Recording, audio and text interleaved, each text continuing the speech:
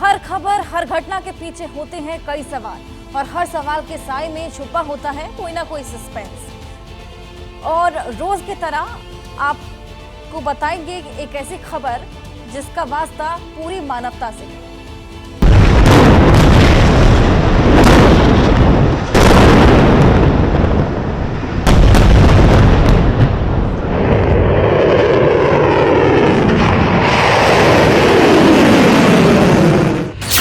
Iran का challenge, Israel करेगा gear change.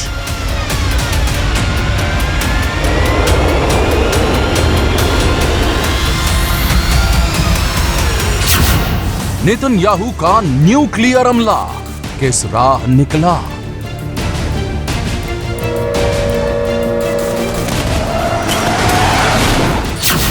महायुद्ध का भय, आने वाली है परमाणु प्रलय।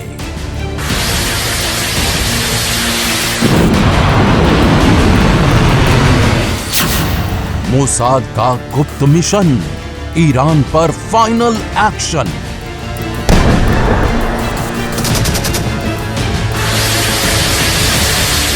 ईरान ने इजराइल पर बड़ा हमला किया है। 200 किलर ड्रोन और क्रूज मिसाइल दागी हैं। इनमें से कई मिसाइलें इजराइल की सरहद में गिरी हैं। गोलियों की तड़तड़ाहट से गूंजती कायनात और धमाकों से थर्राती थरा। कब, कहां, कौन सी मिसाइल पर बैठे यमराज से कब साक्षात्कार हो जाए कोई नहीं जानता था। युद्ध की ये आग दुनिया के दिल कहे जाने वाले मिडिल ईस्ट में लगी है। यूं लगता है मानो दो मुल्क एक दूसरे का नाम और निशान मिटाने पर आमादा हुए। ईरान की हिमाकत का इजराइल ने मुंह तोड़ जवाब देने की तैयारी कर ली है। सवाल ये है कि इस जंग का दुनिया पर क्या असर होने वाला है? क्या ये महायुद्ध का बिगुल है?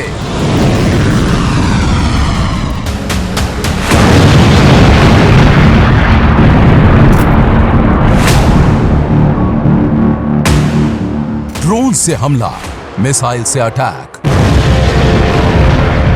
आसमान थर्रा उठा, जमीन कांप उठी।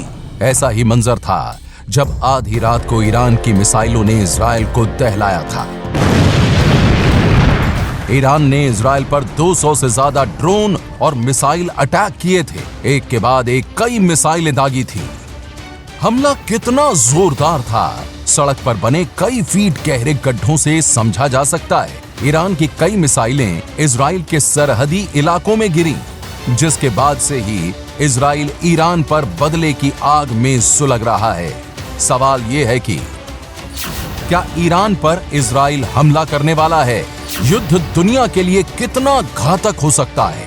ईरान पर अटैक से महायुद्ध के हालात बन सकते हैं। दुनिया की 8 अरब आबादी इन्हीं सवालों के जंजाल से खौफ में सहमी हुई है, क्योंकि ईरान के हमले के बाद से ही नेतन्याहू की त्योरियां चढ़ चुकी हैं।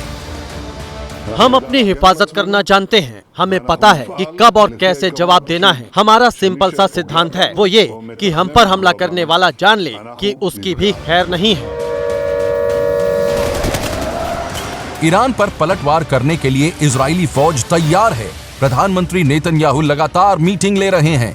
माना जा रहा है कि ईरान के मिसाइल अटैक का इजराइल उसी अंदाज में जल्द जवाब दे सकता है। लेकिन सवाल ये है कि ईरान ने इजराइल पर हमला किया ही क्यों? असल में 1 अप्रैल को इजराइल ने सीरिया में ईरानी एम्बेसी के पास एयर स्ट्राइक की थी। इसमें ईरान के 2 टॉप आर्मी कमांडर समेत 13 लोग मारे गए थे। इसके बाद ईरान ने बदला लेने के लिए इजराइल पर अटैक करने की धमकी दी थी। 12 दिन बाद ईरान ने 13 अप्रैल की रात को इजराइल पर ड्रोन और मिसाइल से जोरदार हमला किया था। ईरान के हमलों को देखते हुए कई अंतर्राष्ट्रीय एयरलाइंस ने इजराइल ईरान के लिए अपनी सर्विस रोक दी है। कई देशों ने अपने एयर स्पेस बंद कर दिए हैं। रिपोर्ट के मुताबिक 2001 में 9/11 वाले हमले के बाद पहली बार ऐसा हुआ है जब एक के बाद एक इतने सारे एयर स्पेस बंद हुए हैं। सवाल ये है कि क्या ईरान की इजराइल से लड़ने की हैसियत है? जवाब दोनों देशों की सैन्य ताकत से समझा जा सकता है। दुनिया के 145 देशों में ताकतवर मिलिट्री के मामले में ईरान 14वें स्थान पर है, जबकि इजराइल 17वें स्थान पर है।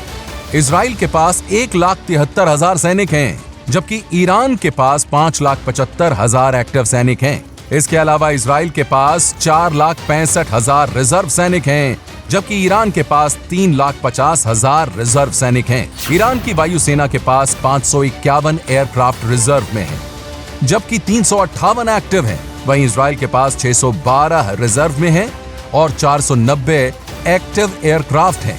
ईरान के पास 186 फाइटर जेट्स हैं, जिसमें से 121 हर समय हमले के लिए तैयार रहते हैं, जबकि इजराइल के पास 241 फाइटर जेट्स हैं, जिनमें से 193 हमला करने के लिए तैयार रहते हैं। ईरान के पास कुल मिलाकर 1996 टैंक हैं, जिनमें से 1397 इस समय जंग के लिए तैयार हैं। इजराइल के पास 1370 टैंक हैं, जिनमें से 1096 टैंक हमले के लिए तैयार रहते हैं। साफ है, सैन्य ताकत के मुकाबले में इजराइल के सामने ईरान कहीं नहीं ठहरता है। इसके साथ ही ईरान आर्थिक तौर पर भी इजराइल के सामने बेहद फिसड्डी है। ऐसे में अगर इजराइल हमला करता है तो ईरान की संपूर्ण बर्बादी तय है। बावजूद इसके ईरान इजराइल के साथ युद्ध में कूदने का दावा कर रहा है। इजराइल की हुकूमत ने ईरान की जमीन पर हमला करने की गुस्ताखी की है। ऐसी हुकूमत सजा की हकदार है और सजा देनी ही होगी। ईरान और इजराइल के बिगड़ते हालात पर अमेरिका की भी नजर है। अमेरिकी राष्ट्रपति ने साफ कर दिया है कि वो हर हाल में इजराइल के साथ है। जैसा कि मैंने इजराइल के प्रधानमंत्री बेंजामिन नेतन्याहू को बता दिया है कि इजराइल को अमेरिका का पूरा समर्थन मिलता रहेगा। इजराइल की सुरक्षा के लिए हम जो भी कर सकते हैं करेंगे। यूक्रेन और रूस का युद्ध, इजराइल और हमास का युद्ध और अब ईरान और इजराइल का युद्ध। लंबे दौर से दुनिया के कई मुल्क जंगी अदावत की आग में धधक रहे हैं। ईरान और इजराइल मिडिल ईस्ट के उन मुल्कों में से एक हैं जिनके बीच तनाव और टकराव कोई नई बात नहीं है, लेकिन इस बार हालात हद से ज्यादा बिगड़ चुके हैं।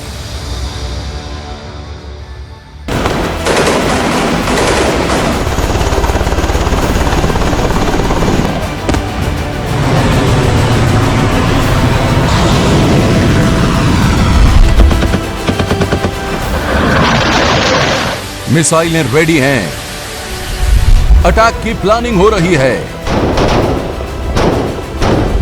आसमान धमाकों से गूंज रहा है और धरती का जर्रा जर्रा कांप रहा है। हमारी सरहद से करीब 4000 किलोमीटर के फासले पर दो मुल्क एक दूसरे पर तोप ताने हुए हैं।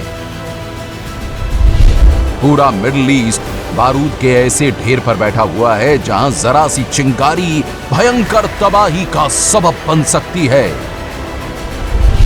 युद्ध हुआ तो ईरान की चौहद्दी से बाहर जाना तय है। ऐसे में सवाल यह है कि इजराइल ईरान की जंग से दुनिया पर क्या खतरा है?